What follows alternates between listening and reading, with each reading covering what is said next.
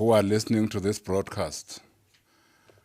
This is the first day of level 4 of the lockdown in our country as we continue to fight this deadly, invisible enemy, COVID-19. Today, we are going to have some information from the Department of Transport as we start level 4 of the lockdown.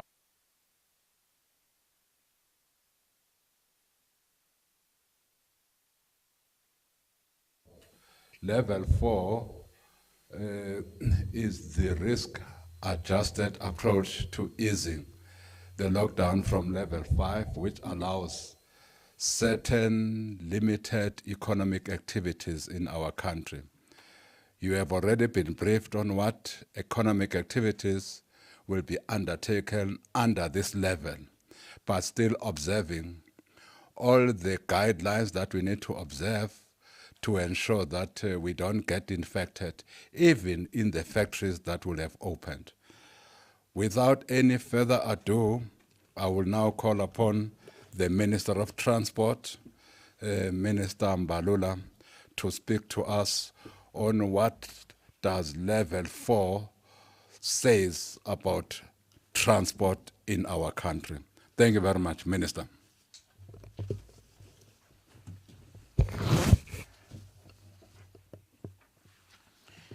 Thank you, Minister Mthembu. The Deputy Minister of Transport, Mr. Fikile Mbalula, and the Director General of Transport, Mr. Alec Moemi, who are going to be with me to help answer questions from the public and the media in general. Happy May Day to all the workers of our country. We have always been mindful that transport is not only an enabler of economic activity and access to social amenities, but also a potent instrument capable of spreading the COVID-19 virus far and wide. After all, it was the aviation sector that enabled the virus to reach our shores. Ours is to ensure that the mobility of the virus through our transport system is stopped dead on its tracks. Minister Nkosazana Dlamini Zuma has published regulations that give effect to the alert level 4 of the risk-adjusted strategy to combat the COVID-19 pandemic, which comes into effect today. As mandated by these regulations, we have made adjustments to our directions in order to ensure alignment with level 4. These adjustments have been informed by consultations we have undertaken with industry bodies and authorities in the taxi, bus, rail, aviation, maritime sectors. Our mandate as a sector is that of a catalyst which enables mobility in economy and social setting. However, we are enjoined to execute this mandate responsibly and in a manner that ensures that the preservation of human life remains sacrosanct. The hard choices we have to make as a nation are premised on the centrality of the right to life and our singular commitment to uphold this right above all else. Not everyone will be happy with these choices, some of which will be hard and will change our way of life. However, we must never forget the reason we make these difficult choices in the first place, to preserve human life. We are equally duty-bound to ensure that ours is not a sector that will enable the rampant spread of the virus. The measures that we put in place and continue to revise from time to time are meant to mitigate against this spread through various transport modes. Today we announce the directions that will enable the shift to level 4 insofar as transport operations are concerned. Maritime. In respect of maritime transport, there will be no changes to the directions regulating the movement of ships. The ban on passenger vessels and cruise liners remains in place, and only vessels bringing in cargo are allowed to call on our ports. However, we will allow the movement of cargo from our seaports to either warehouses or final destinations as provided for in the current regulations. Aviation. The ban on both domestic and international passenger flights remain in place. However, as is already the case, we will continue to allow repatriation flights, either bringing back South Africans stranded in foreign countries or transporting foreign nationals to their home countries.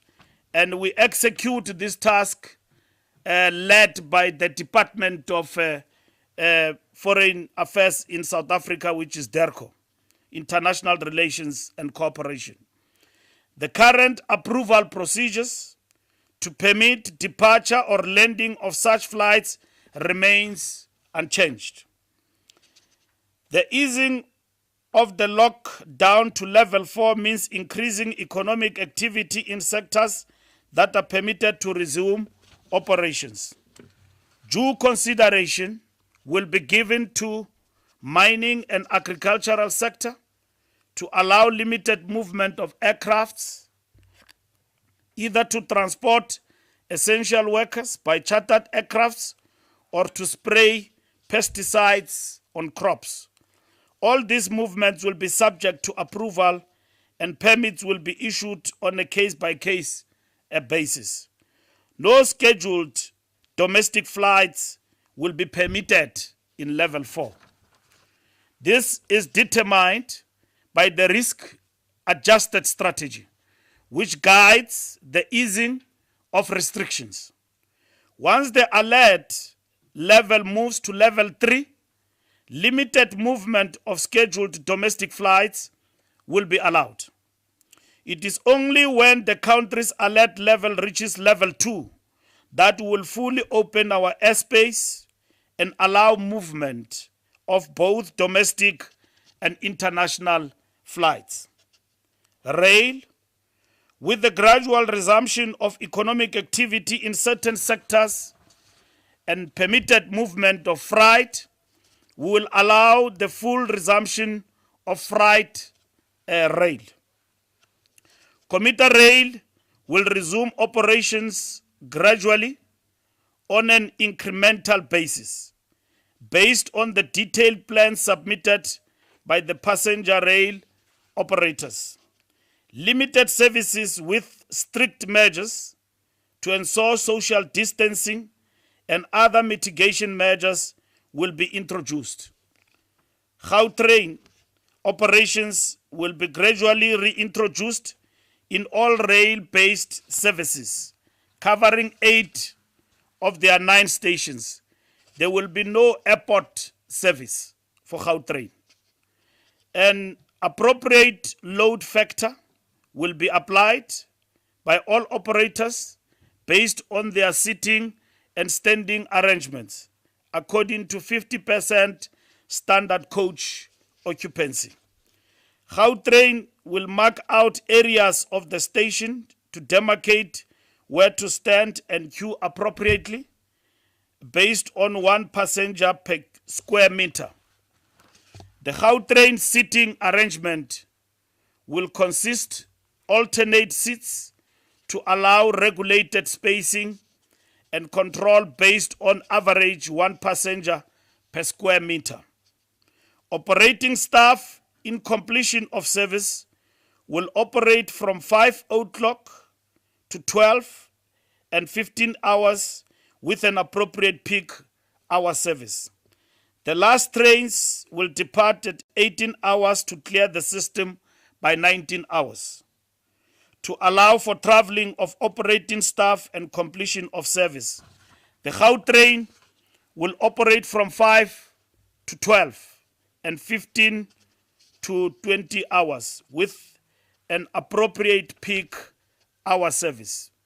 Maintenance staff will be permitted to move in and around the system during curfew hours, which is 22-hour PM and 4-hour in the morning.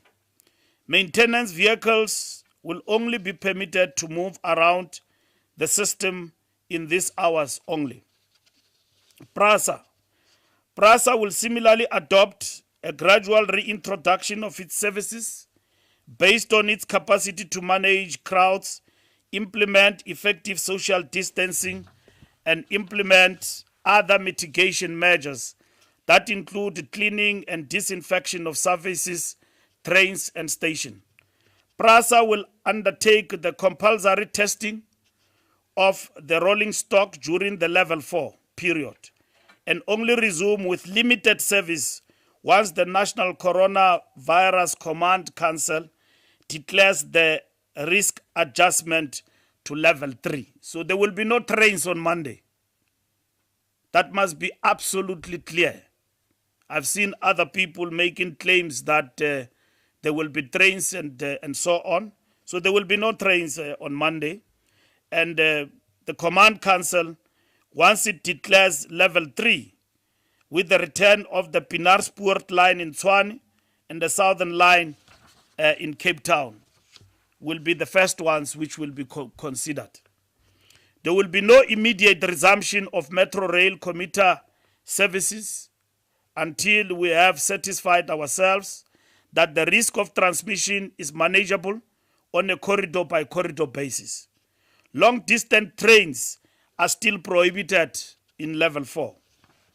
Road-based transport, cross-border road transport, cross-border road passenger movement remains prohibited.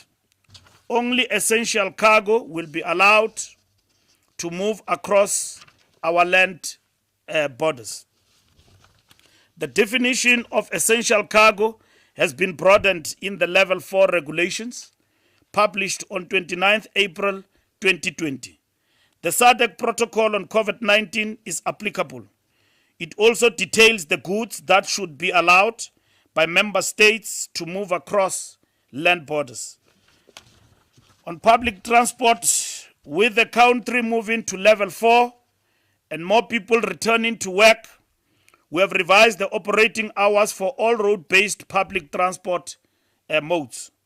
All road-based public transport services are permitted to operate from 5 until 19 hours, with a grace period of 1 hour in the afternoon to complete their trips and drop off passengers. Because you know that curfew is taking place from 8 o'clock at night to 5 a.m. in the morning. These include minibus taxis, buses, metered taxis, e-hailing services, charter and shuttle services. No public transport is allowed on the road between 20 hours, 8 o'clock in the evening, and 5 a.m. in the morning. Sanitization principles currently applicable to public transport vehicle and facilities remain. Meaning sanitization principles and a mask are mandatory. It's compulsory. You don't enter a taxi or a bus without a mask or being sanitized. Government will support sanitization of public transport and will also support with masks. But public in general is expected, it has been made easy that you can produce your own mask. When you approach public areas, you travel, you interact with whoever, you are in a public taxi, you are in a bus, you are in a train, you must have a mask. It's compulsory. When you leave your house, you must have a mask on your face whenever you go in public areas. Where applicable, public transport masks will be provided, and you'll be sanitized as and when you get into the taxi or a bus. No person is allowed to use public transport who is not wearing a face mask. It is now a law. Ngumthetho, kimulao. We call on the public to ensure strict adherence to this requirement by obtaining their own face masks in line with the guidance given by Minister Dlamini Zuma. While government may provide limited assistance in ensuring availability of masks, the onus rests on each individual to ensure that they do not leave home without a mask. I've emphasized this particular point. Minibus taxis. Loading capacity for minibus taxis remain at 70% of licensed passengers, with social distancing and other mitigating measures remaining in place. We know for a fact that there are those who've been cutting corners and undermining this principle. But we equally know that the majority of service providers, operators, minibus taxis have been quite obedient and law-abiding and sticking to the 70%. With increased hours, 70% remain in place. And we still call upon to everyone to stick to this. And I wish to emphasize this point. If anyone charges you rural areas, Zingi, or wherever my people there have reported to me that in Zingi, some taxi drivers are taking chances and they are cashing on and asking them for extra fees to cover for the 30%, that it's illegal. It's not lawful. It is not lawful for anyone to charge you extra fees if the taxi is 70%. 70% is compulsory. And report anybody to law enforcement, and law enforcement will be on top of those people who undermine the law. E-hailing and meter taxis. Loading capacity for meter taxis and e-hailing services remain at 50%. A 5-seater vehicle is permitted to carry a maximum of 2 passengers and a driver. A 5-seater vehicle is permitted to carry a maximum of 2 passengers and a driver. Buses. Buses will be allowed to transport 70% passengers of their licensed loading capacity with requisite social distancing, wearing of masks by all passengers, and other mitigating measures. It means the driver of a bus must have sanitizer so that everybody who gets inside the bus, you are sanitized as it is. And that's what must happen. And government will support the industry with sanitizers as we are doing now. I've received calls and will be monitoring the situation that in some instances, in most instances, these regulations and this call of sanitizing masks is not adhered to. Now it is law.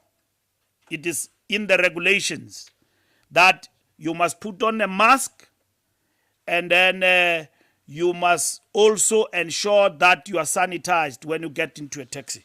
It is the law. Now we have added shuttle and chauffeur services, which you will know that in the regulations that have just come to pass at level 5, shuttle services and chauffeur were not allowed.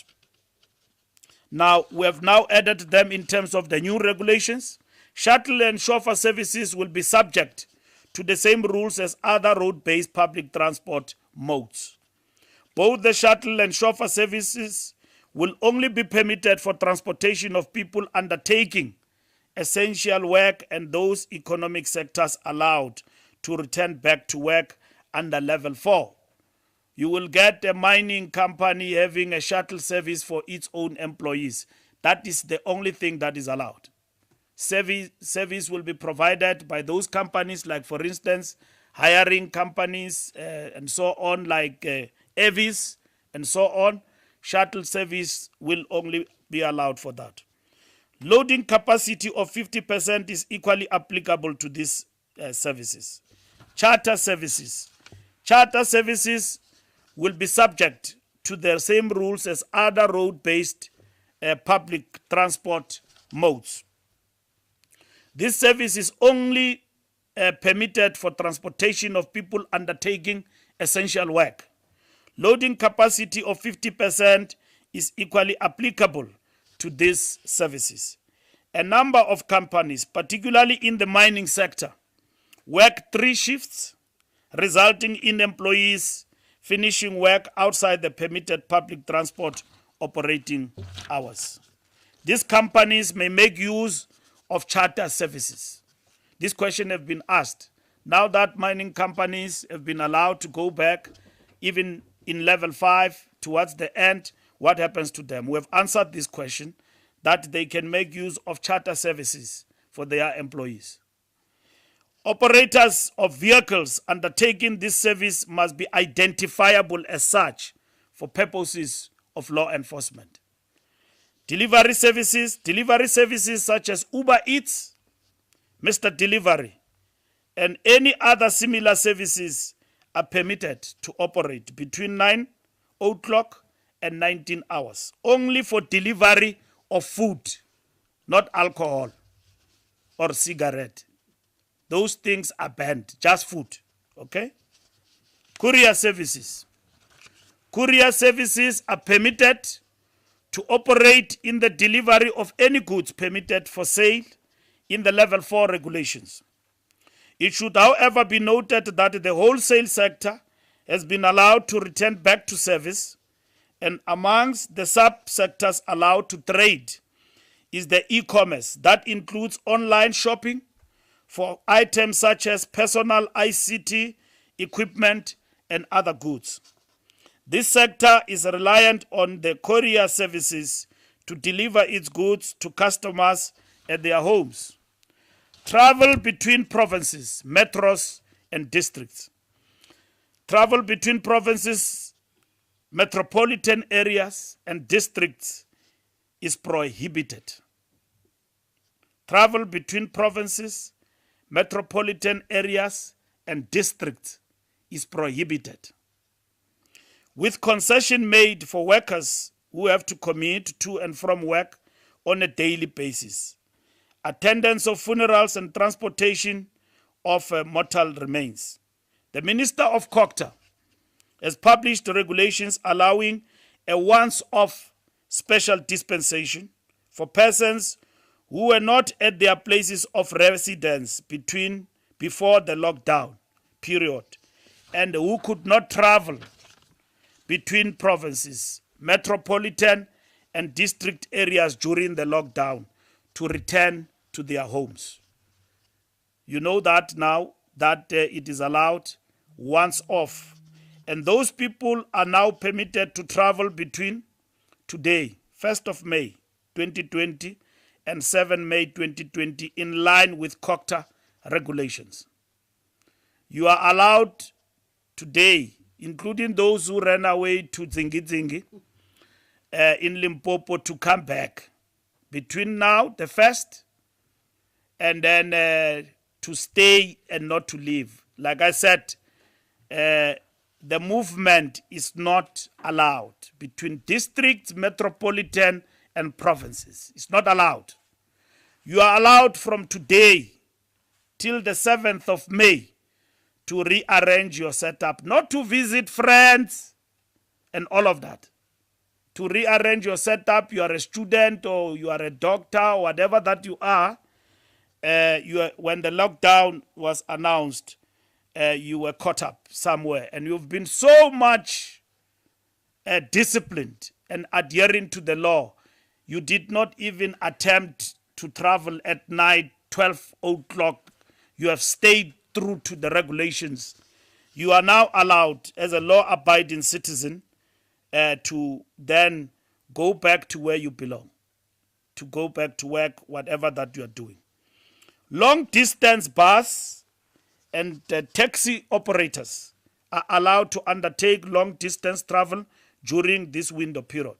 People have been asking, I'm staying in Cape Town, there's no airplane and all of that. There is a bus, Greyhound, Translux will take you back to Johannesburg. And taxis as well. During this period, long distance will be allowed. After that, 7th of May, shut down. No longer traveling, long distance and all of that. And remember, this is not traveling for visit. It's to rearrange your life. Because your life has been so interrupted by the lockdown. You are separated from your kids, from your family, husbands from wives, wives from husbands. So you are allowed. You were caught up, stranded somewhere because of the lockdown. I love abangena maputin, emoto, and all of that. We're not talking about those. We're talking about people who are seriously separated from their loved ones or whatever that is the case because of work, and you got caught up. Now, in this period, you are allowed to go back home and observe the regulations. And for that, buses and taxi operators are allowed to undertake long-distance travel during this window period. Full compliance with the 70% passenger capacity, wearing of masks, all passengers, and sanitization of vehicles at the completion of each journey is mandatory requirement. Still, in this long distance, is not to now get 100% people in the bus or a taxi. 70% still applies to this. Driving schools will be permitted to resume their activities subject to effective social distancing and sanitizing measures. Both the instructor and the learner must wear face masks at all times. Servicing of vehicles of personnel performing emergency services is permitted under level 4. This also includes the importation of spares for service purposes and for manufacturing. Emergency spares are also allowed to be on sale. There are taxi people who have been doing work and transporting our essential workers and all of that. And then they've been saying that we are unable to service our cars, our tires, and all of that, and so on are worn out. What do we do about it? So now you've got service spares emergency open for you to perform that particular duty. Repairs and fitments to vehicles utilized for emergency and essential services is permitted. Emergency services and roadside assistance. The emergency services and roadside services for all is now allowed. This also includes towing services and support with breakdown of vehicles. Driver's license testing centers, a big issue that everybody is interested in. Now pay attention. Driver's license testing centers and vehicle testing centers will gradually reopen for essential service workers to renew their driver's licenses, drivers and vehicle licenses. The opening of the driver's license testing centers will be staggered once inspection and verification of the state of readiness is done on all of them. The metro-based DLTCs will be opened from the 1st of June at 2020. I know there are many, Minister Mthembu, questions that are going to arise from this and which we should be ready to answer today. We will issue directions to limit the daily numbers of people that can attend to while restricting bookings to online platforms. Going forward, we are committed to redesign business models, make greater use of artificial intelligence, digital channels, telecommunication, redesign transport and logistic norms and practices, sanitizing, social distancing, and introduce new social norms and practices on masks, gloves, PPEs, transparent screens, as well as human contact. And that is no handshakes, no hugging, no pecking and kissing, and ensure minimal contact. These practices and measures will define the new normal and a new way of doing things for generations to come. All these directions we have announced come into effect immediately. Thank you very much.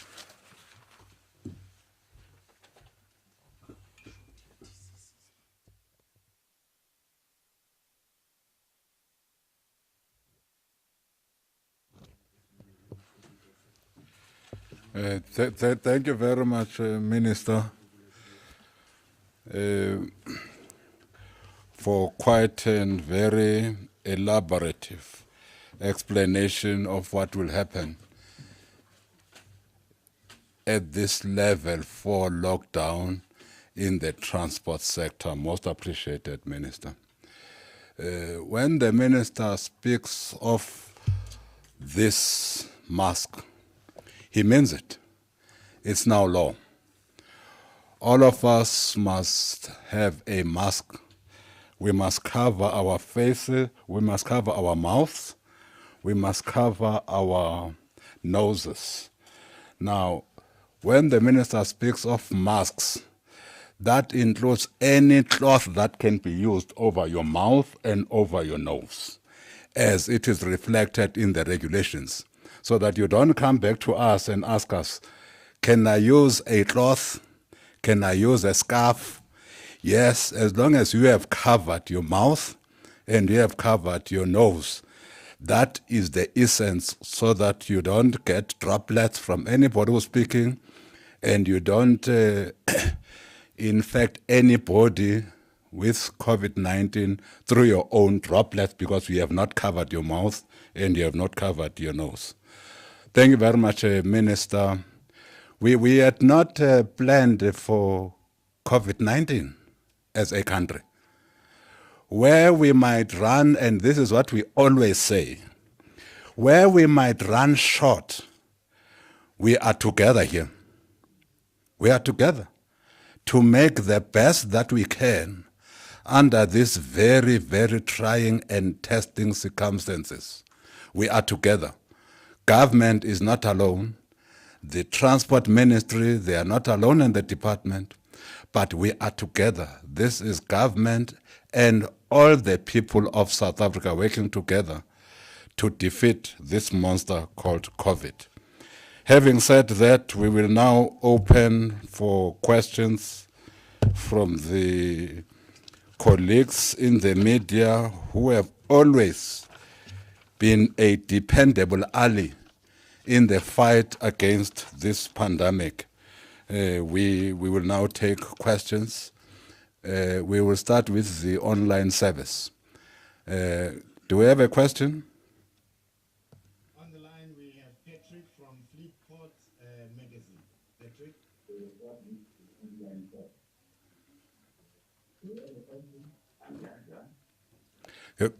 Go ahead, Patrick. We are listening. Patrick, go on, please.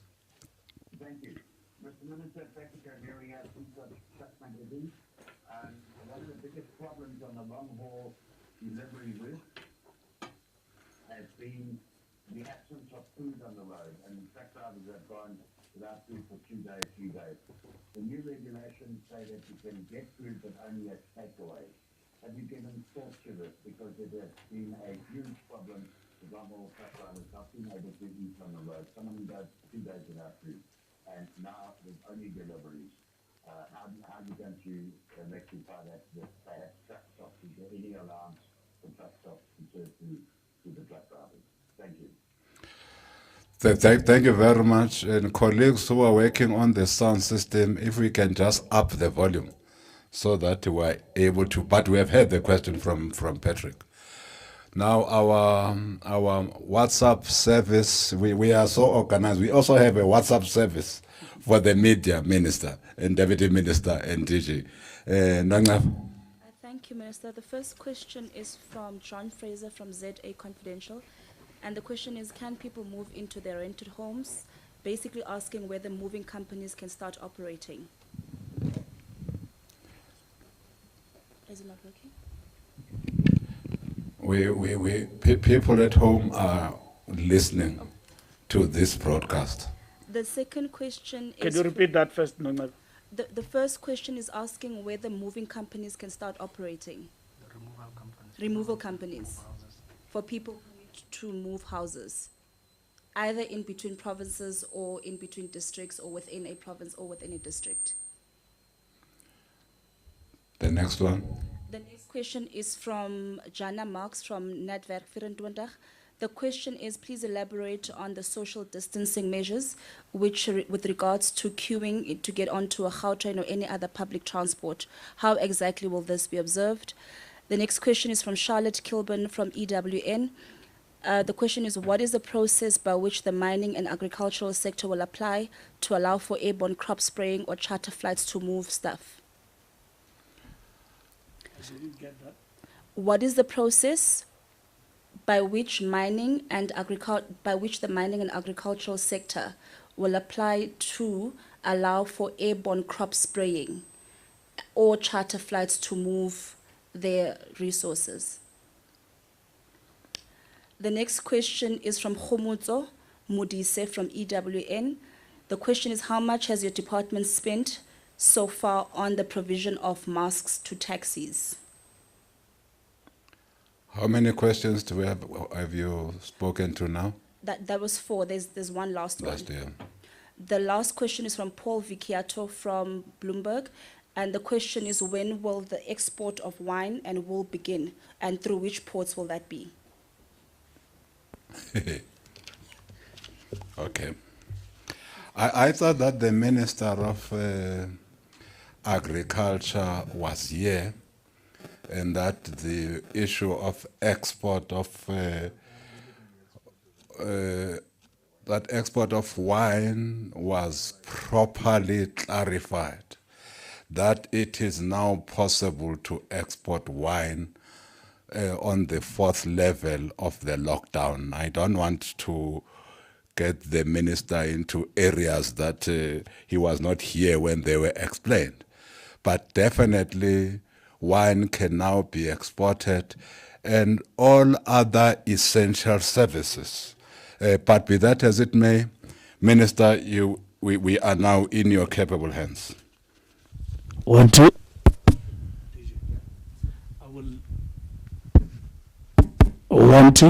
I will ask DG to deal first with the technical operational issues, and then we can take other.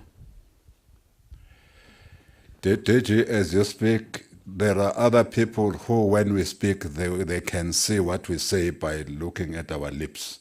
So if you can, yes, you are allowed, just for the purpose of communication. He doesn't want to listen. Good opportunity. COVID-19. No, thank you, Minister Mthembu. To the question raised by Patrick on the issue of food stops and truck stops and whether truck drivers can get food on the road, this matter has been ventilated a lot of time, and we have considered duly the challenges that are there. Truck stops have not been prohibited from opening. What has been stopped at the truck stops is the accommodation and sleepover there. However, like any other fuel station and like any other operating business that sells fuel, they are allowed to come in. Garages across the country are operating, and garages do sell some form of food, including pies and other things. What you may not necessarily found is what people normally eat, the truck drivers. I guess it's a question of preference of diet, what you are able to eat. A sandwich vis-a-vis pub and steak, and I think what is preferred is now not found, and I guess that's why it's making a bit of discomfort in this regard. But however, there's no direction that has said that the truck stops has got to close. We Transport certainly have not issued any prohibition to the operation of truck stops. What has been prohibited is the accommodation aspect. At truck stops, they sell rooms where drivers normally rest and sleep overnight. And I think that is the DG, issue. whilst you are on that, can we clarify whether the people who are listening at home can hear the DG? So that if they can't hear the DG, we had rather ask the DG to come here. They can hear. If everybody can hear, why can't the other stations hear? I can speak harder. Is that better? Is that fine? Oh, Can't get feeding. Oh, come here, DJ. Whilst you're sorting yourself, because now I'm confused. Be that as it may, come here, DJ.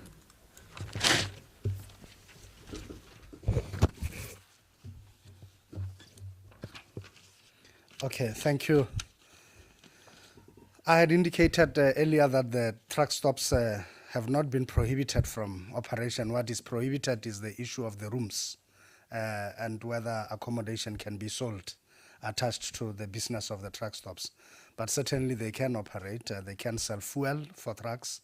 We have heard that while other shops do sell food that people can eat either by simply warming in a microwave or otherwise, the challenge has been that in small towns where these trucks deliver food and deliver cargo and other things, in a small town like Venter's Dorp, a truck struggles to park in front of a spa, and for the truck driver to find parking and actually go buy this type of food, and that's why truck stops have been convenient.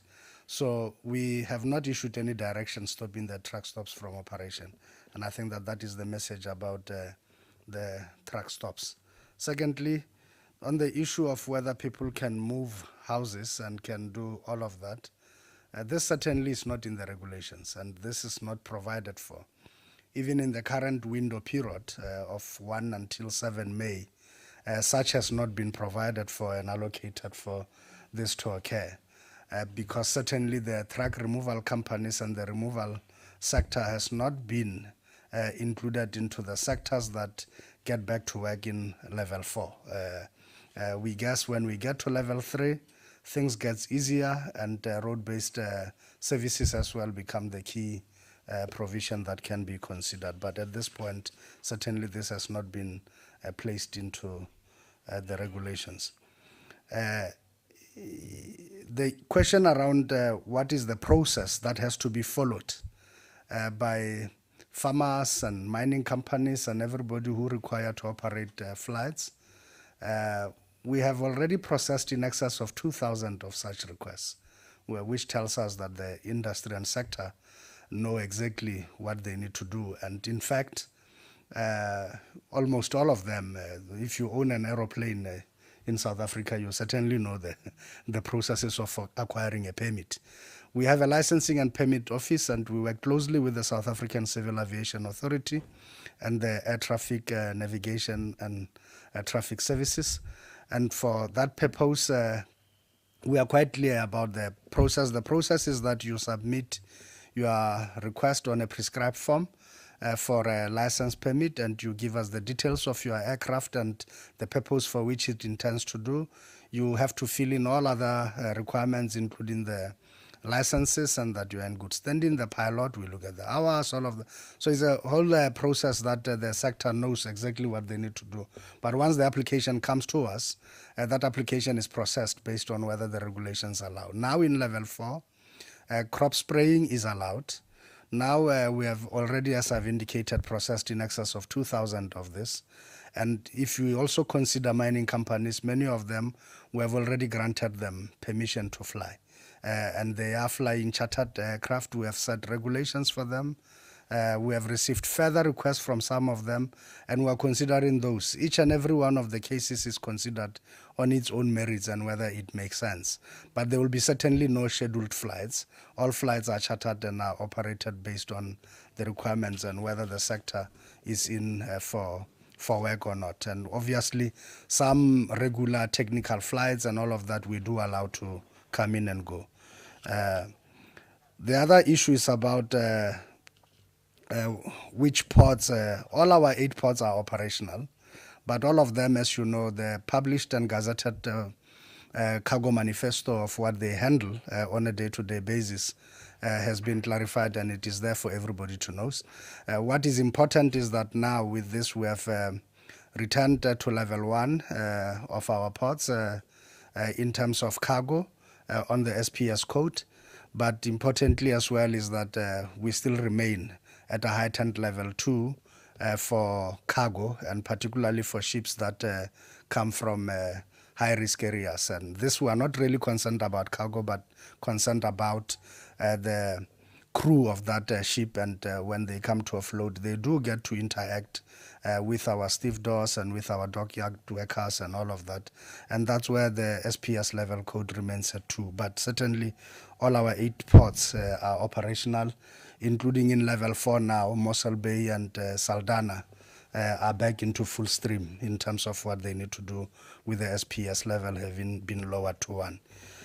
In as far as the issue of how much, Minister, we have spent for masks for taxis, I think it's early days. We have not yet quantified this, certainly, but what we had set ourselves to achieve was to distribute 3.6 million masks in the first month, considering our projections of 15% capacity of what was essential workers.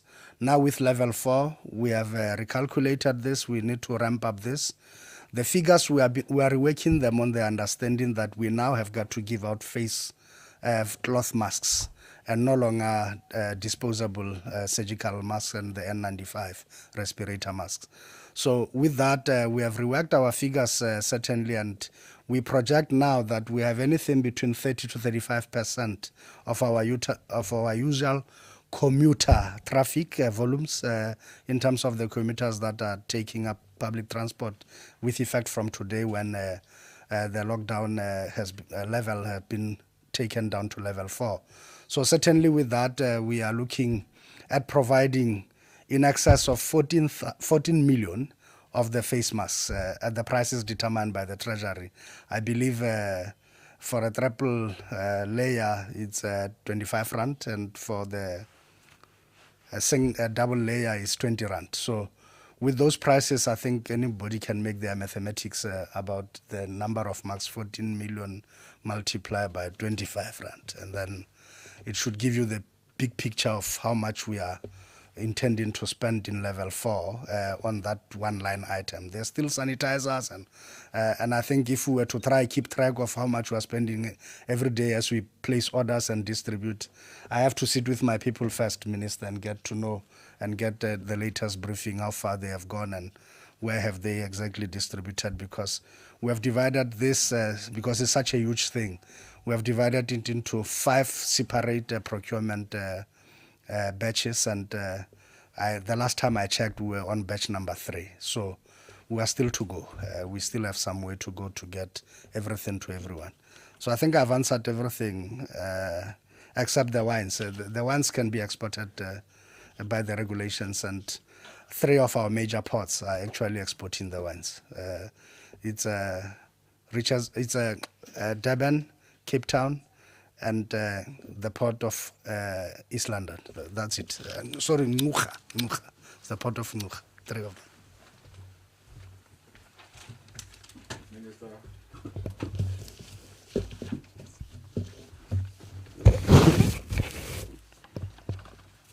By end of these briefings, will be good on sign language. As you can see, Minister Mthembu is now on top of his game. Thank you very much, Minister Mthembu. I think still that question about expenditure is important.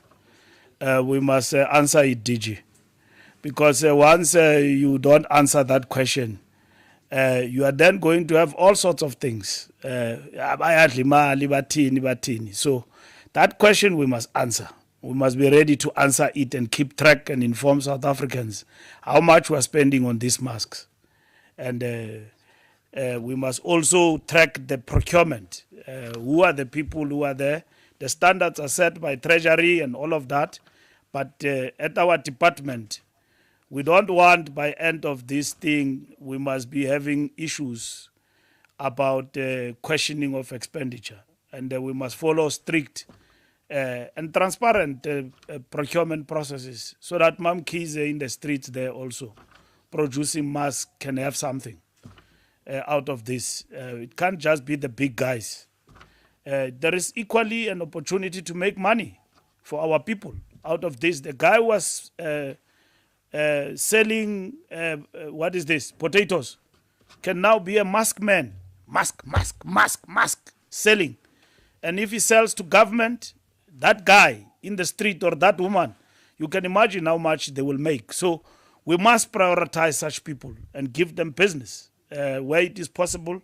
And I've emphasized this to my team that we need to do that out of this particular process because it's easy to design a mask and make money. I mean, if a turnover of a person who produces mask, he get a couple of 100,000, it will make a difference, especially at SMME level, because our people can produce this mask. It's a cloth.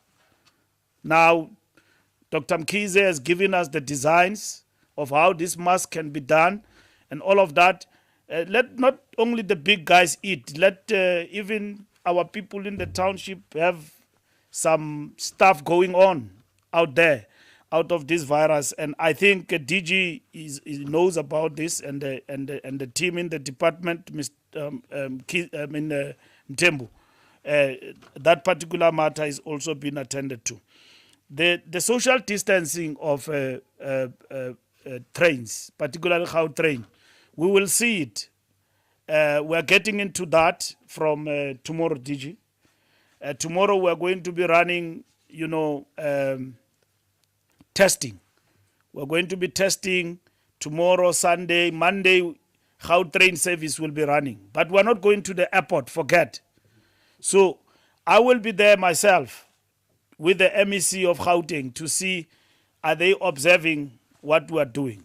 But I'm confident with Gautrain. The bigger challenge you must know is the other, PRASA. And we have said use this period because we have opened up now to get essential workers at PRASA to do the work, fixing, refurbishing, doing the construction work that we need to do. As you know, before coronavirus, we're dealing with big corridors, Cape Town, Mabopane. We need to get those going in this period when there is a shutdown. But we can't just go, boom, open up PRASA that way. It can't happen like that. But we have said they must run testing also now, as informed by RSR, which is the regulator. They must run testing to ensure that when we go back online and we're running trains, there's no question because everybody's worried. How are we going to survive in a train? What you see every day in the social media, cramming of people, congestion and all of that. How are we going to deal with that? And we're dealing with that issue in level 4. We're not waiting for level 3. So that the train management under PRASA is readying itself to come back to operation full force after this and by ramping up testing and doing all of those particular things. And I think that's what we're doing. And as part of our rollout of the directives that the minister is giving today, it includes that as of next week, the testing, and you can see the cycle of testing. And then we have just given you the presentation, but we'll circulate to the media the context and the detailed, operational plan of the directives and the regulations as gazetted and so on. Thank you, Minister.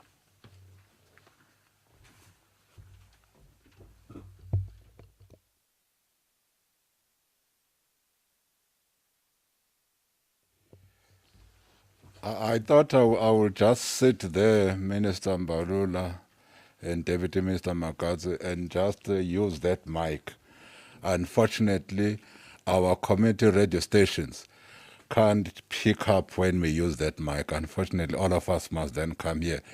But we'll correct all these things with time. Now we are going back to get some. By the way, we appreciate the questions. We will also appreciate some comments as well. We are together in this, people of our country. I know that if we act together and we work together, we'll defeat this virus. Let's start with the online platform. On the line, we have Tabo from Rainbow FM. Tabo.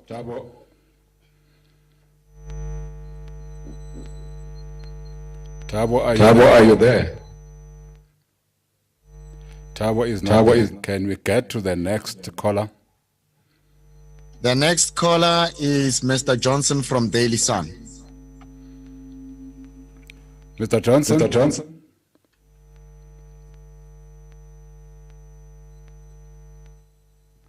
Mr. Johnson, can we hear you? Well, it looks like Mr. Johnson doesn't want to speak either. Who's the third one? The third one is Ellen from Public Eye. Hello, Ellen.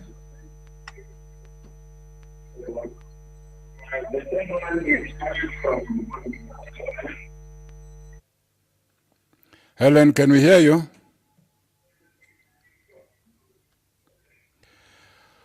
Well, it doesn't look like your system is working as it should.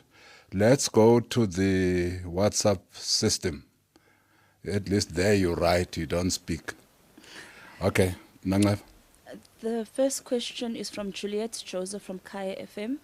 And the question is, for pupils returning to classes in June, what are the regulations for scholar transport, especially those that have monthly or yearly contracts with drivers? Then there's also a follow-up question on that one to ask whether scholar transport will also be subjected to the 70% capacity when children eventually do go back to school.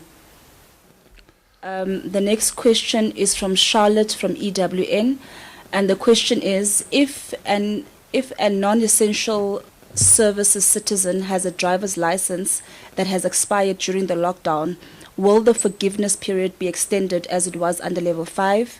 Similarly, if someone's car license has expired during the lockdown, will they also be forgiven for having an expired car and driver's license? Then there's a question from the same person that's asking, are emergency car repairs available for all citizens, or is it only for essential services workers? Please clarify. Then we have a question from Nazir from Glow TV, and the question is, are neighbors, parents, etc. allowed to take their children, spouses, etc., who are essential services staff to and from work? And in other words, is private transport allowed on a daily basis? The second question is, how do ministers and their teams move from province to province? Do they use private planes or road transport? Then we have a question from Matthew Savitz from Times Live. The question is, can relatives travel between houses for purposes of childcare or elderly care, etc.? For an example, if a child's parents are working as essential services, can a relative travel to assist in caring for their child, or can the child be taken to the relative's home? Then we have a question from also. It's the fifth question. Okay. Well, not the fifth question, but the fifth person. Okay. I know you can count, but you can continue. Yes, Minister, I assure you I can count. I know you can count. Okay. Then let's hear the last question for now. From Earl September from Sont Courant, the question is, can Minister Mbalula give clarity if during the 7-day period, the 7-day grace period, an individual with a license can go and fetch a loved one who does not have a license? Example of parents fetching children from visiting grandparents, either within the district or outside of the district or province. And also understanding that this will be a once-off arrangement. Thank you. Thank you very much, colleague. Come here. Oh, DJ, thank you. DG, when you finish, you'll call either the minister or the deputy minister. At least I have a vacation now.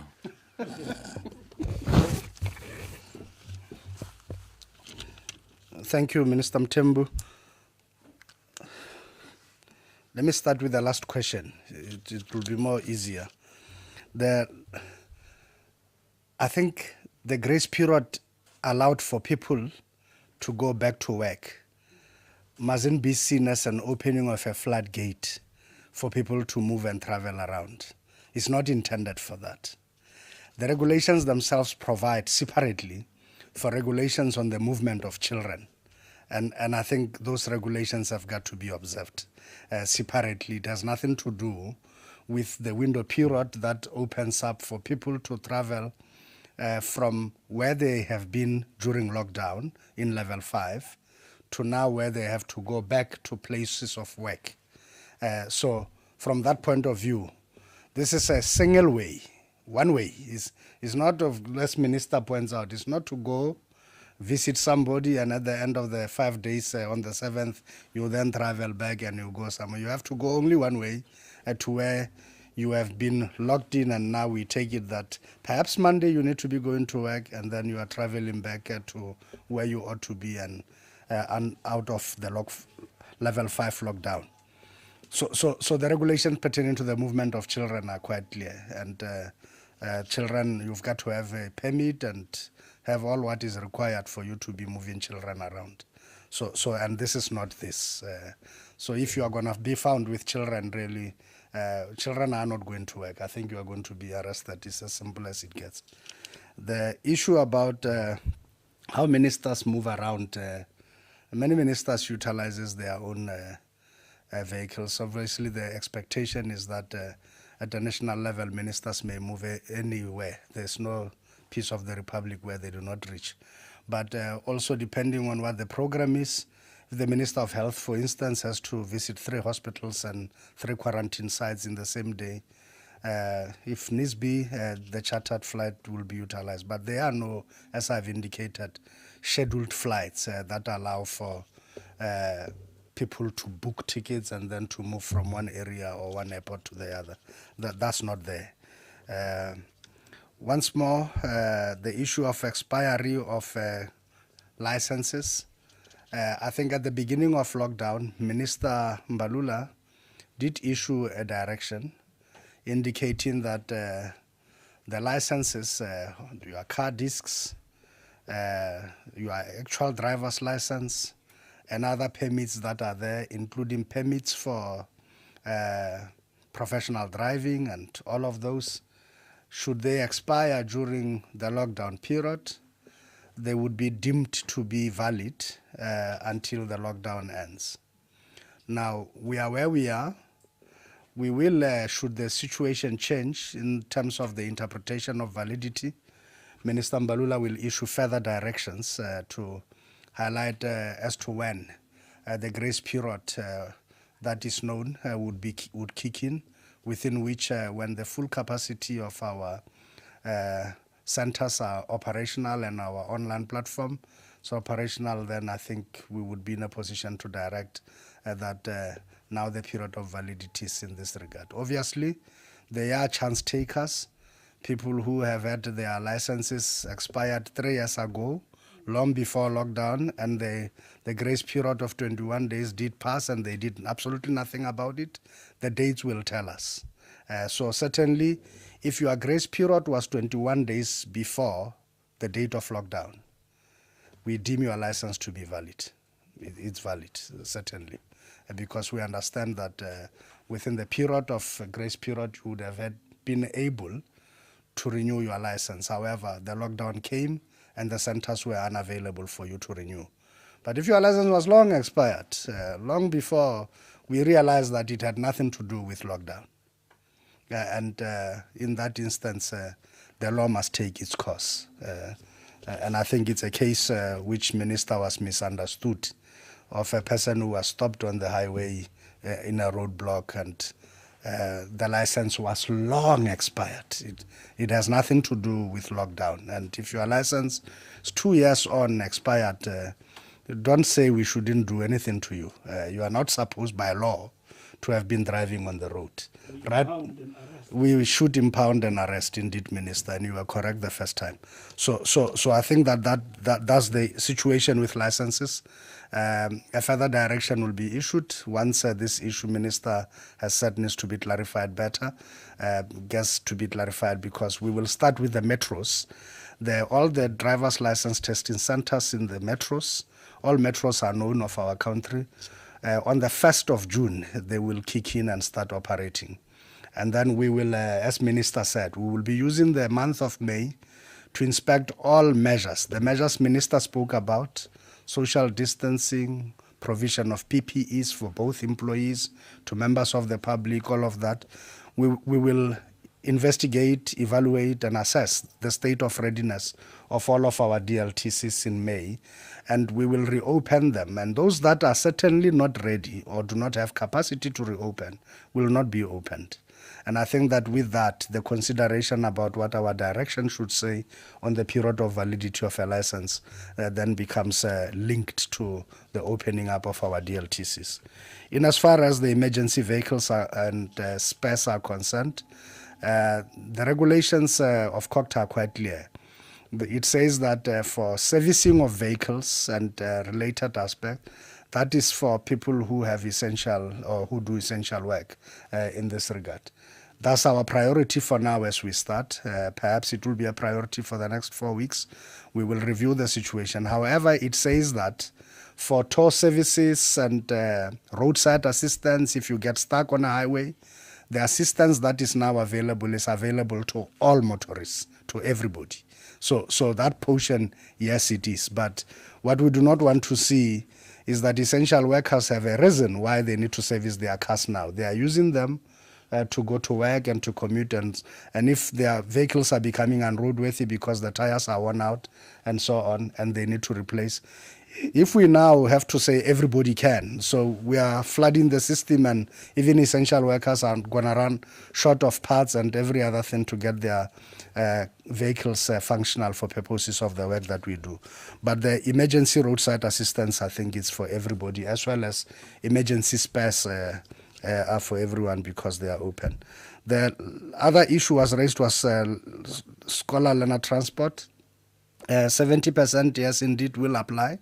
The other measures that are applicable to public transport, including social distancing as well as sanitization of surfaces and provision of masks, will have to apply to scholar learner transport when ultimately the Department of Basic Education tells us that they are ready to go back.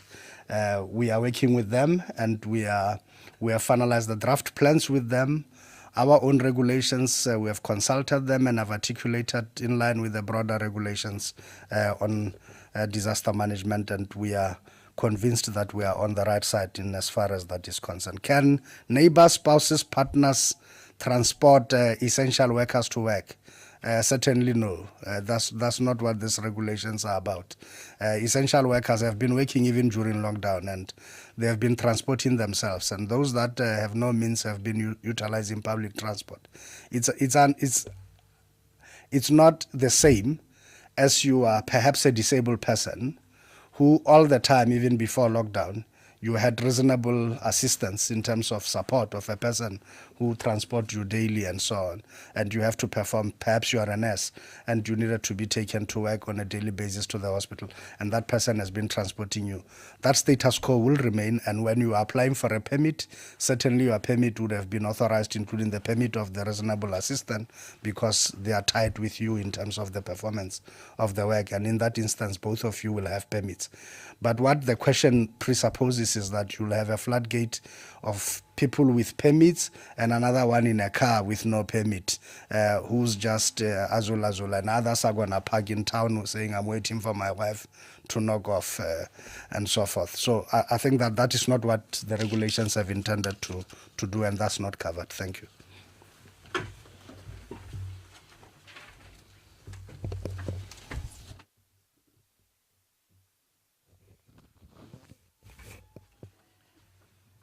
Thank you very much, DG and Minister, Deputy Minister.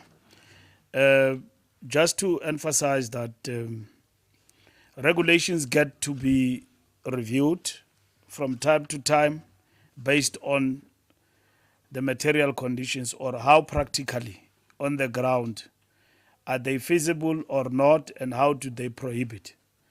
We said people must jog, but we see mass meetings. What is the problem?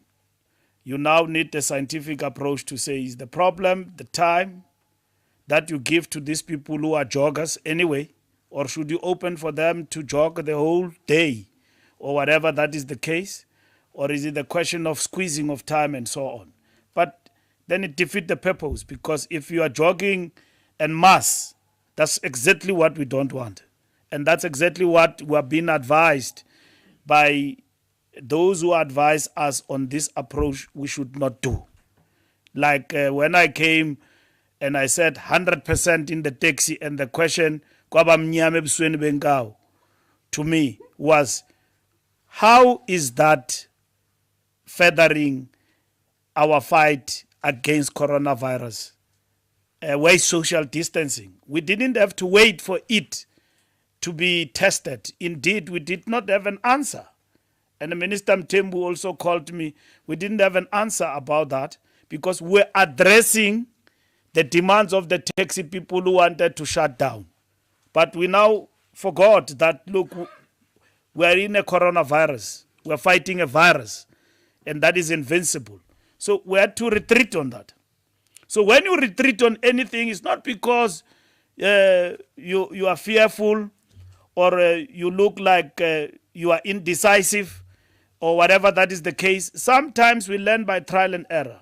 It does happen. So there's nobody who has been made to be ready for this. And if somebody says, but how do you arrive at the decision of allowing people to smoke when this thing is a respiratory thing?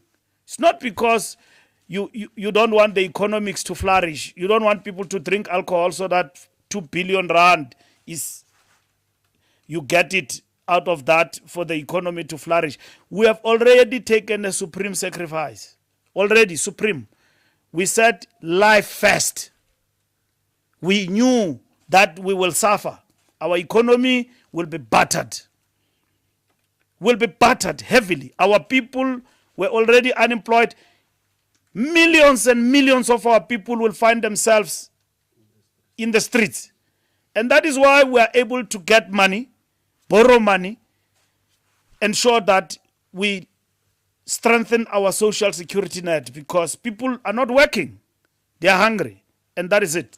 So I'm just saying that in the transport business equally, where there are things like truck drivers have been complaining that they don't get food and so on, I can't say to you today that no, they will not get food. We'll examine that and pass a direction. Even in Parliament, I was in Parliament yesterday virtually, and it was raised, the issue of truck drivers who are not getting food on the road. And they are rendering, remember, a very important service, transporting food and everywhere else. I'm duty bound with Alec, my DG, and the Deputy Minister to go back and process that issue and advise the Command Council, chaired by the President. No, we have to take a detour on this one. We are requesting that food supplies on the road must be opened. We've got to look at that. It's not about being Tarzan. You know, Ufunubangu Beyonce in the period of peace. You know, you want to be good. No, we will not win this war alone. Government will not win. Will not win. There's no doubt about it. It's not about strength. We want to showcase. These things are done with the understanding. We know. We don't believe that people are complying because they are complying because they understand the dangers. They've understood the president. The president did not just wake up and concocted a coronavirus. He didn't. And South Africa had to respond. And we're even criticized how we responded. We are late. You know, you can imagine 57 million people thinking alike. That will be something else. South Africa has got opinion makers.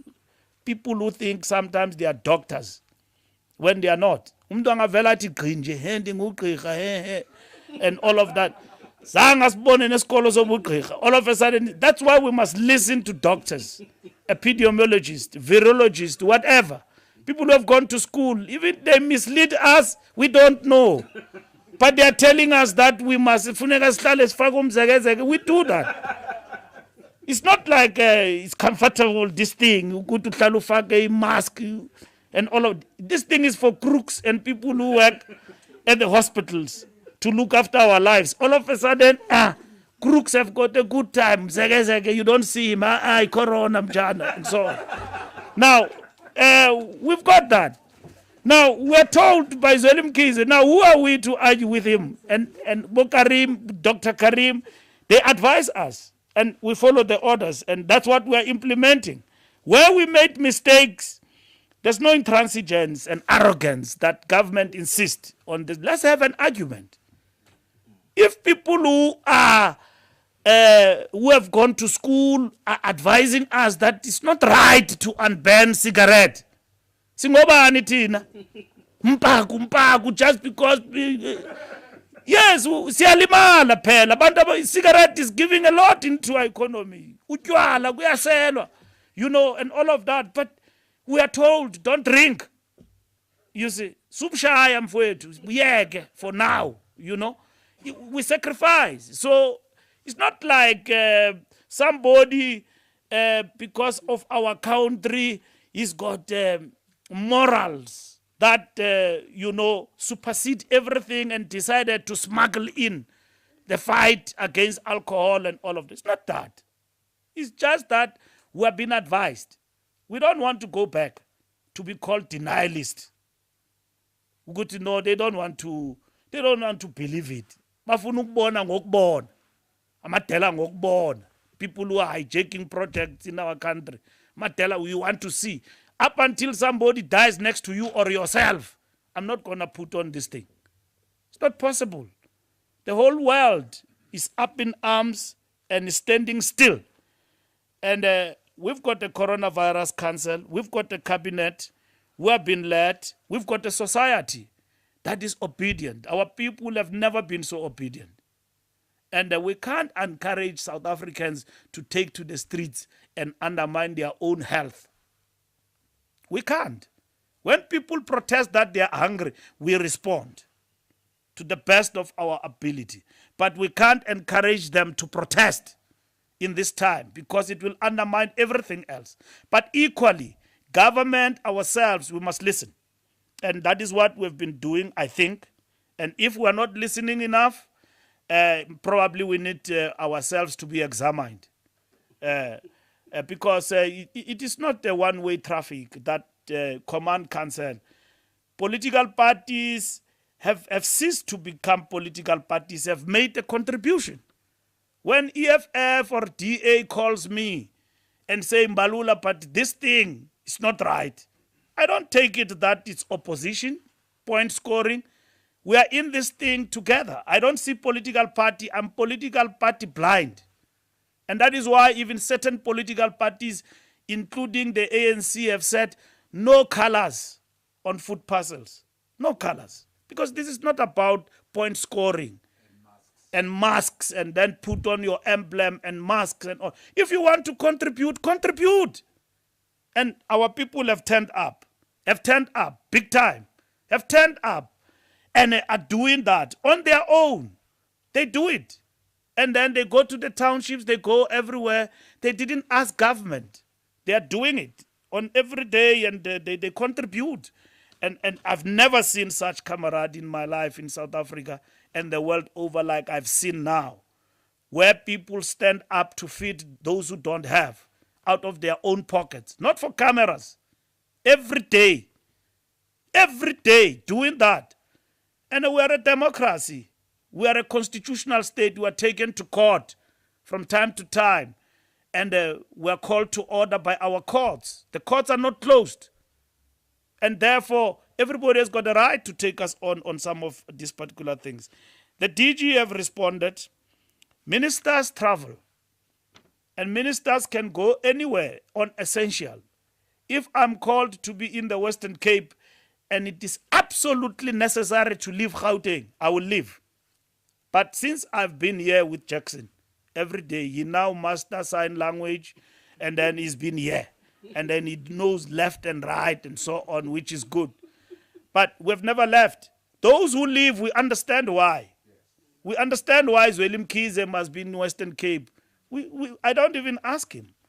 But if he were to do that in a normal environment, definitely that will be abuse of resources.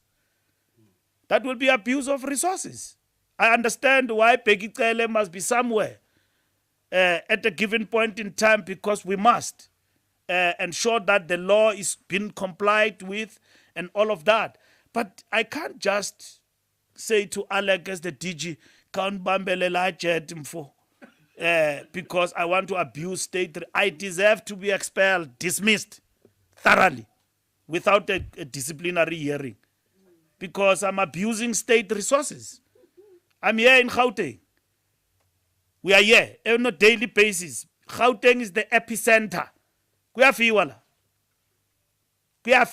Everybody has come from everywhere, is here. It is bad. This thing is going faster than the speed of a Gau train.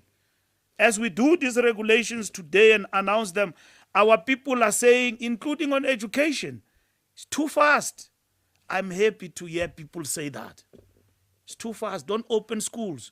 I'm happy to hear people say that. It means they are with us. We are not alone. If we act alone and there are no voices that seek to guide us, it's because people see the danger. Government must listen, and government act according to what people feel themselves. Because sometimes we can go on and on our own and think that we're on the right track. Scholar transport, we are working with the Department of Education. It is 70%. It's going to be very difficult to maintain that 70% for school kids if we want to go to get them back to school. We've got a big challenge of public education in our country. We know. If we were high up there, every child will be having a laptop at home and studying. But we know certain kids can afford in the private schools. Our kids in the public schools, in their majority, can't. They don't even know how to open a computer. And we don't have to be reminded by coronavirus. Coronavirus find us on the way perfecting the system. The system is not perfect. It's not. They pass in their numbers. But at the end of the day, it's not yet Uhuru, because we have not arrived where we want to get to. So that every child will be at home now, studying and getting formation materials and all of that through internet or whatever that is the case. We're not yet there. And that is what is going to be a bigger challenge. So we are aligned ourselves in transport to say when the schools reopen, trains must run. And then we have opened up now for transport to run 70% up until 6 o'clock, and then the curfew kicks in.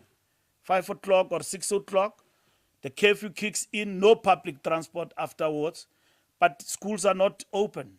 But we are aligned. It will apply to scholar transport. Even this scholar transport, coronavirus find us, this scholar transport is corrupted to the bone.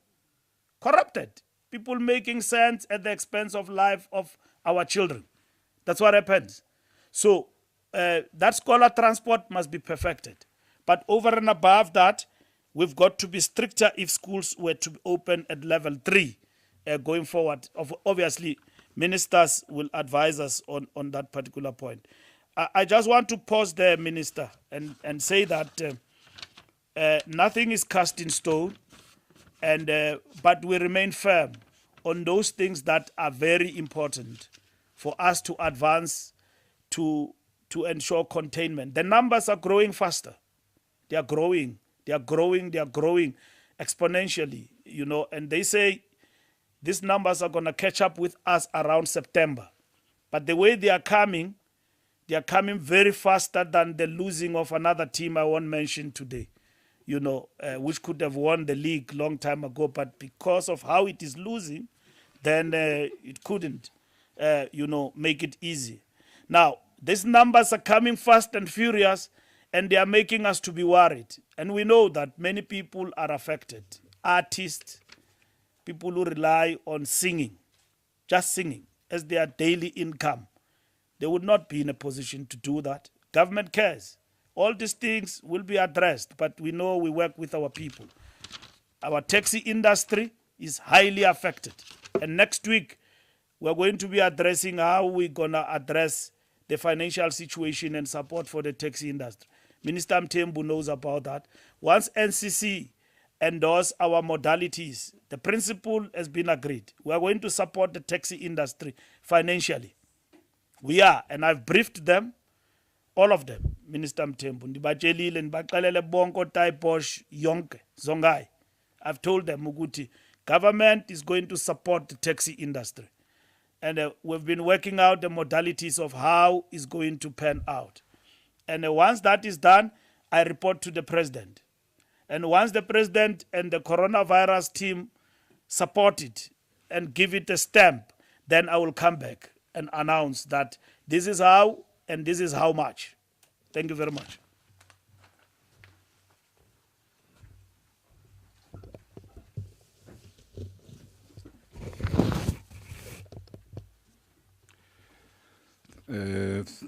Thank you, Minister Mbalula, DG Alec Mwemi. Siyabonga sibonga kakhulu.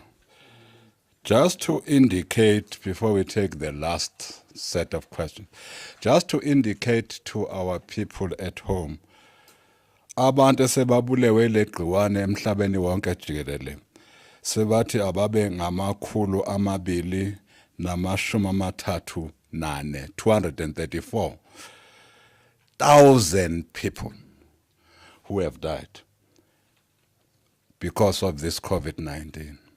And in the whole world, out of those 234, as a country, we have 103 as we speak, as a country.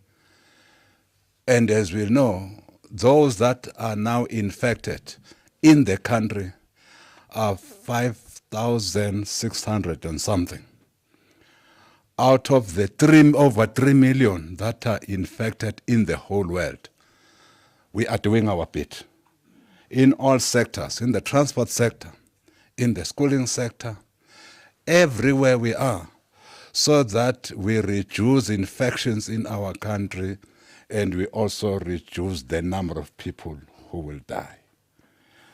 So we really appreciate this work that all of us, and again, it can't only be government, like the minister has said, it's work that all of us must do together. Because if we don't, if we don't work together to reduce the level of infections and equally the level of death that will arise from this COVID-19 infections.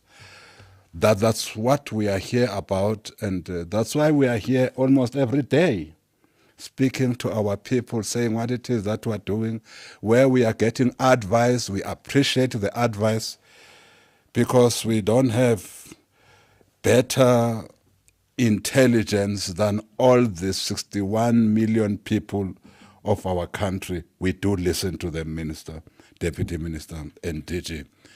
Where we have we are men and women enough to say, here, we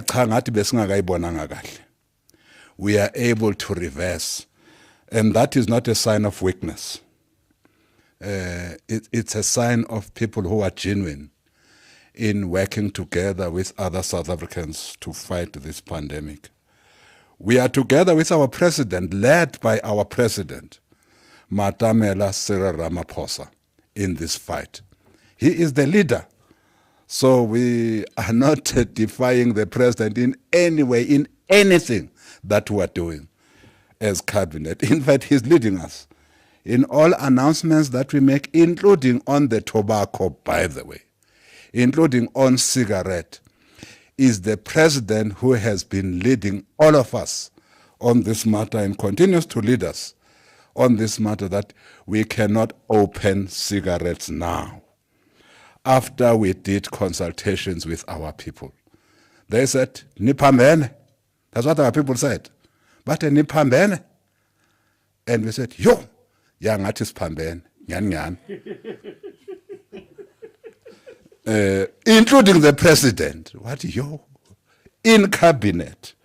What yo? Abantu bakithi bathi cha, lento esifuna ukuyenza abayiboni kahle. Kuthena sivula ugwayi kube sinesifo esihlasela amaphaphu.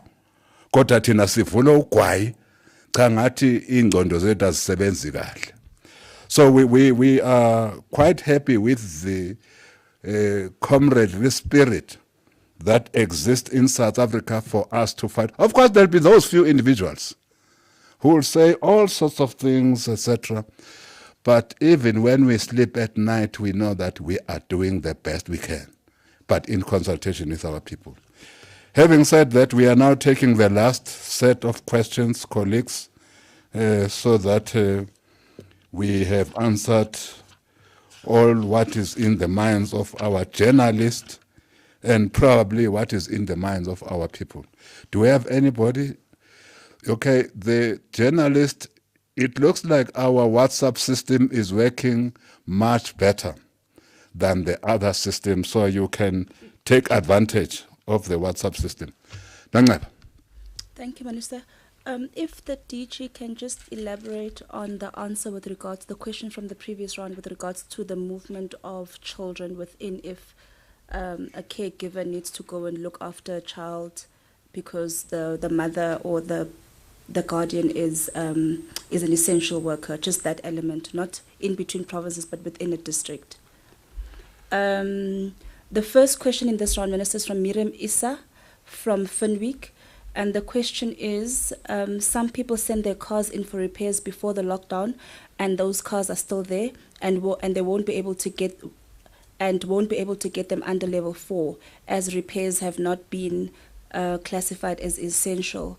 Could something be done to address this, because the cars have just been sitting there since the beginning of the lockdown? Then a related question on that one is from Nazir from Glow TV, who's asking, are vehicle testing stations allowed to open during level 4, under level 4? Just a minute. Who's asking that question? Nazir from Glow TV. Was he listening? No, I'll just be interested because the minister spoke to that and the DG spoke to that at length. But be that as it may, I leave it to you whether you continue. The next one, I'm just asking for my own interest's sake. Then there's a question from Miriam Manak, who's a freelance property writer. And the question is, we have heard that removal companies can't operate, but can people move on their own in terms of someone putting their stuff on their bakkie and move house? Is that allowed, since removal companies aren't allowed to operate? Then there's a question from Landi from Rapport, and the question is, will the road accident fund be operational under level 4? There's a question from Precious from the African Post, and the question is, some doctors who finish their internships are supposed to move between provinces so that they can start work where they've been placed. What has been done to assist them in moving, as we've been told that moving companies can't operate? The next question is from Lindy Sitole, and the question basically is that, understanding that the curfew ends at 8 p.m. and most essential workers would knock off at 7 p.m. and would still be in transit by 8 p.m., will there be provision for public transport, such as taxis, that carry essential workers to still be on the road after 8 p.m., since some people would need to travel between 7 and 8 p.m. to get home after work? Then there is a question. Say number, Bande. Oh, this is number 4. Okay. Yes. From More from Vukuzenzele. And the question is, it's also related to a question that's already been answered. With higher education campuses staggering their reopening, will students be allowed to travel to campuses and to places where they live outside of the period of between the 1st and the 7th of May in terms of the once-off allowance for traveling? Especially considering the fact that campuses will be opening between July and August. Then there's a question from... Maybe let's just answer that question now so that we don't burden them. The Minister of Higher Education has not said when the institutions of higher education will open. So when they have made that decision, they will obviously be in touch with the Transport Department and with also the Command Council led by the President. Some of those questions will be answered then, not now, because they don't arise now. There's no opening of these institutions now. Next. The last question is from Heidi Jokos from ENCA. What happens to aircraft licenses that will expire during this lockdown? The extension granted by SACA expires on the 26th of June 2020. Are flights only expected to resume much later in the year? Thank you. How many questions do you still have remaining? I don't have any. That was the last one, Minister. That's good. That's perfect timing. Who starts? DG Mwemi. Ngiyabona ukuthi uya delegate Minister serious.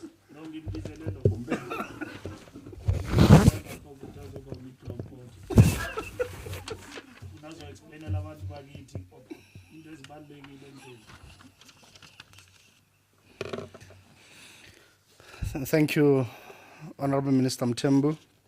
The question by Heidi Jacobs of ENCA on the aircraft licenses that expires. Earlier we had issued a direction to that effect about our license and permits for aircraft and related in the same manner. The ships that are registered on the South African Ship Register, in the same manner, we had issued a similar direction to that effect. So the licenses for pilots, for everybody, remain valid. And it is for this reason that we had allowed pilots to do the mandatory ICAO specification times in relation to the time they need to spend within a flight simulator. We had provided for that, and they had been doing that so that they do not lose their international accreditation. And as far as aircraft is concerned, SACA had issued earlier an extension. Correctly, as she points out, it is expiring. They are waiting for our directions, which will be published and gazetted immediately. And in this case, they would then empower SACA to be able to issue a further extension until services run back to normality, in which case they can then be able to do a normal renewal.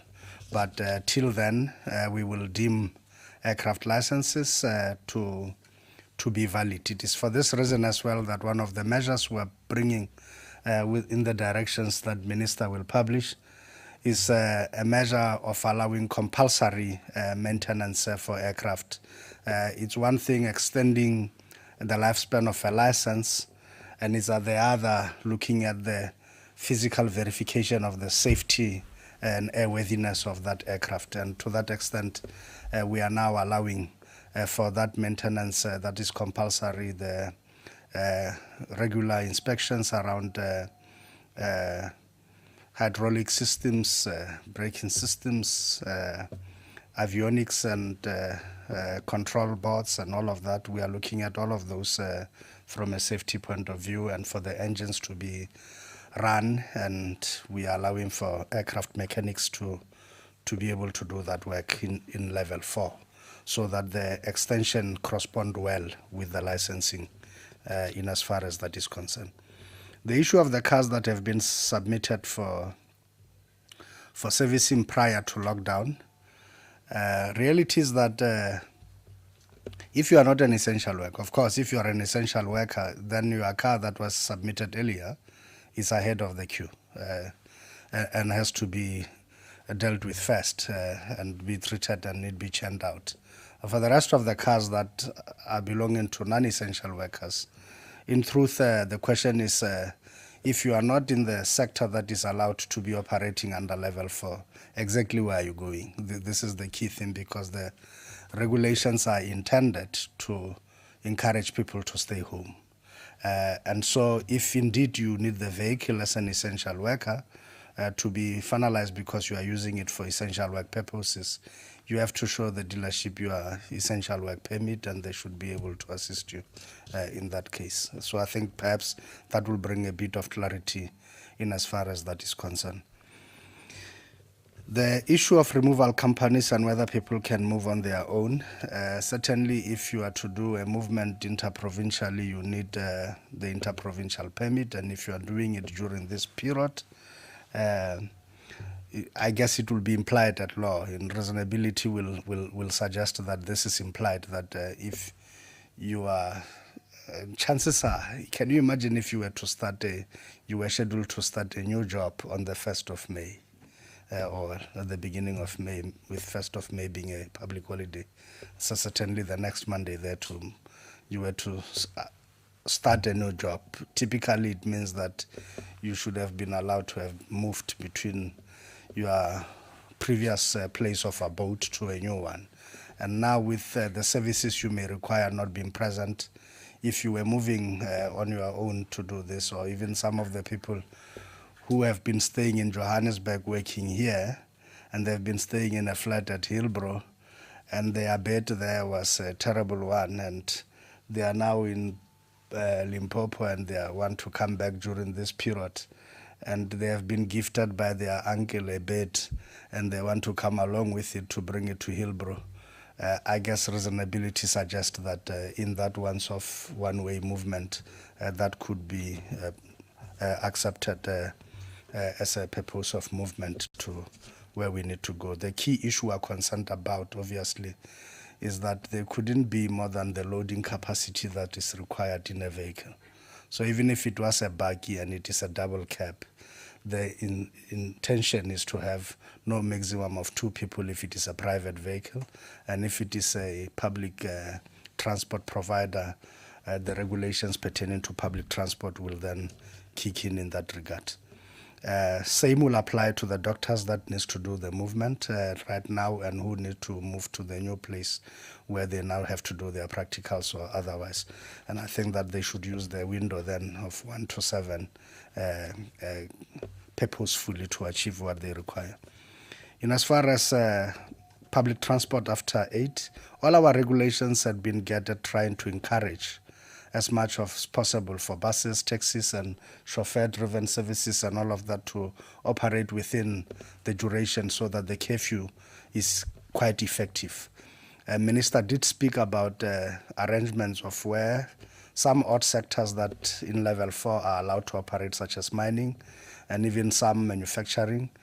They run a 3-shift system, which the shift system doesn't correspond with the normal working hours that we see. And under those circumstances, if they are producing medical supplies and they are producing ventilators, they are producing food and other things that are required and are essential, those shifts are allowed to proceed and for them to function. And therefore, it will follow that the companies themselves have got to make specific arrangements. And it is for this reason that the minister had said, in that instance, charter services must be utilized for this purpose, and that shuttle services can also be utilized for this, for their own employees, and with the proviso which the directions now indicate that those vehicles must be easily identifiable, and that the police must be able to see that this is not a normal taxi, it's a hired taxi to do specific work, and such accreditation is what would need to be finalized in this regard. But certainly the intention is to try and limit as much, and that is why even with delivery events and delivery services such as Uber Eats and Mr. Delivery and related aspects, we are saying that they must finish at 7. In fact, they pick up the last meal at 7, and we take it that the areas and the radius within which they deliver meals is closer to the shop where they are expected to deliver to. And They then deliver to you. They still, within 30 minutes, they have a further 30 minutes to actually drive to their respective homes or so on, so they do not compromise lockdown curfew. So that's the intent. And to every general rule, there are exceptions. The key issue is how do we account for those exceptions, and those exceptions are in what I've already outlined, where the specific companies that, or even if in this case, is a nurse, like you say, at a hospital who knocks off exactly at 7, and the time to reach home may not be the same and may have to arrive at 8:10. Those exceptions can be noted, and public transport providing that must cater exactly for those exceptions. I think, Minister, I've answered. Oh, there's an issue of children who are supposed to move. I'm not really an expert on the movement of children.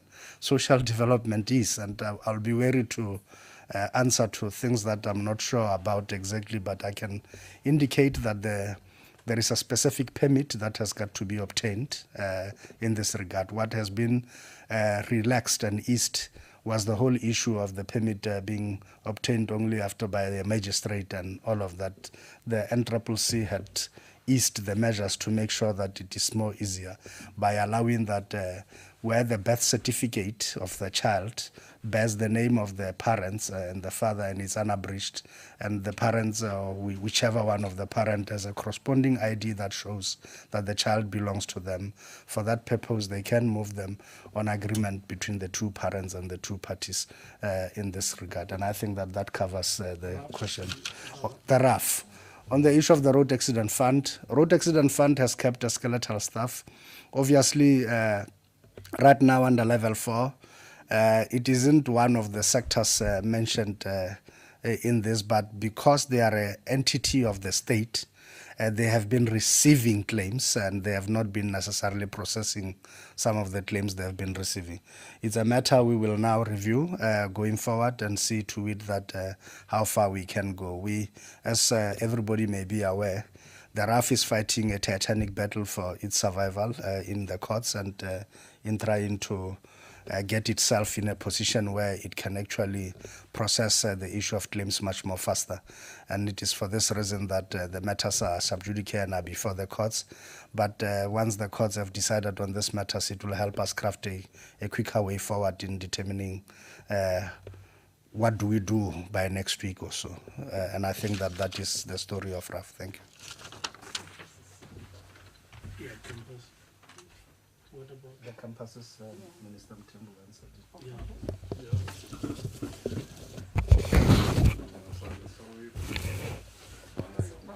Yeah. No, the last point is that I think Minister Mthembu answered the question about the campuses. But we wish to thank everybody for staying at home. We still required to be at home. And you must have good reasons why you are on the road at any given point in time. You either are you are rendering an essential service. So most of the time we must be indoors, and we must be at home and stay at home. And we want to thank everyone for being disciplined and adhering to the regulations. So we in transport, like we said, we will follow up on the regulations implementation and respond week in and week out, day to day, on the effectiveness and the challenges that we are dealing with on the ground in terms of these regulations. Thank you very much.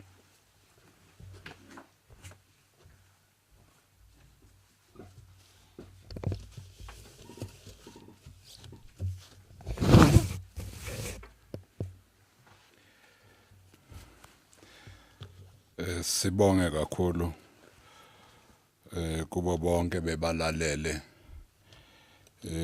kulomsakazo na ku television emakhaya. Njengoba sishile ecaleni silana ukuzama ukugwema ukuthi abantu bakithi babhuqwe ilegciwane, babulawe ilegciwane. Ingako sibeka yonke lemithetho eseyikhulunywe uNgqongqoshe wezokuthutha. Sibonga kakhulu kuwonke ama television stations, ama radio stations, including community radio stations, ukuthatha lezi ndawo bazinikise emakhaya. Thank you and thank you once again. We will continue to keep South Africa informed of what's happening, particularly what it is that we're doing at government level to fight this virus. But what we know, as my colleague has said, is that we're not alone in this. We're together with the people of Mzansi. We can only beat this virus if we work together. We will continue saying this. We can only have less people being infected if we work together. We can only have less people dying from this virus if we work together in all our industries, whether they be in transport, in manufacturing, in whatever sector of the economy. Only if we work together. And as we are on the first day of level 4 of the lockdown, there are certain things that remain. One of those is what was said by the minister: social distancing, even in transport, even in taxis, even in buses, even in, what do you call it, train yaseGoli? Even in the Gautrain. So social distancing will continue to be what we practice everywhere we are. But the minister has also said we must continue. We have been able to do better than other countries, by the way, even though one death is one death too many. But we have been able to do better than other countries because we have stayed at home. So we must continue staying at home, except those, of course, who are allowed now to go to work, use our public transport and other forms of transport to go and do certain work that has now been allowed under level 4. But even those that go to work, even those that are able to go to get food, because that allowance is still there. We can still go and get food. We can still go to the pharmacy. We can still go to the bank. But as we do so observing social distancing throughout the length and breadth of our country. The minister and all of us have also said movement between provinces is prohibited. But there'll be a once-off opening, as the minister has said, between today and the 7th. Now, after is 7, ungafonela umthembu uthi wemthembu ngenza njani. Or ufonela Mbalula. Because there is nothing we can do at that time. The law will be saying you can't move between provinces. Except, of course, if you're staying in one province and working in another province where you need permission almost every day of commuting. Same if you are going to school in another province and you are staying in another province, you need to commute every day. There is a system of permitting that will allow that move. But generally, there'll be no allowance of movement between provinces. But most importantly, all of us, let's hold the fort. Let's work together. Let's stay at home. Let's ensure that all of South Africa is safe from this virus. Let's ensure that we save our people, we save South Africa from this virus by working together. Therefore, Minister, Deputy Minister, and DG, thank you very much, colleagues, for being part of this briefing, and also officials from the department that I can see that are in attendance here.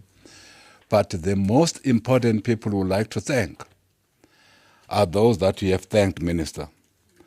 Those who are working together with everyone in South Africa to beat this virus. They are part of Team South Africa. They are part of those people that all of us, when we have beaten this virus, because we will, that we can assure bonke labo Thomas abadawuthayo ukuthi le virus yona sizayinqoba. We will beat this virus just like we have beaten other things in this country. We are a resilient nation. We will definitely come tops even on this virus, only if we do all these things that we are expected to do. Stay at home, social distancing, not touch, not kiss, and wear our masks everywhere now in public places from today. And if you don't have a mask, put a scarf or any cloth that you can put that will protect you and us from something that will come from your mouth or anything that can come to your nose. So you close your nose and you close your mouth. So having said all these things, we would like to say, kubantu bakuthi, everybody at home, we know that we are almost always there, always getting into your homes, but for good reasons, for very good reasons. Thank you for listening to this broadcast. Thank you to all our broadcasters, all of them, to our radio stations, community radio stations. I think we are still on 65 community radio stations throughout the length and breadth of our country with every broadcast we make here. But also thank you to the SABC radio stations, thank you to the independent radio stations, and thank you to our sign language interpreters. Thank you to our digital platforms, your YouTube and many that continue to tell our people what's happening, what it is that we're saying. We are very appreciative. Again, we don't take your presence in this broadcast and your listening to this broadcast for granted. Also, to all our broadcasters and everybody else, the time that you allocate to us to do these important public announcements, we really appreciate that greatly. With those words, thank you and thank you. Let's keep home, let's stay at home and ensure that we save our country, we save South Africa.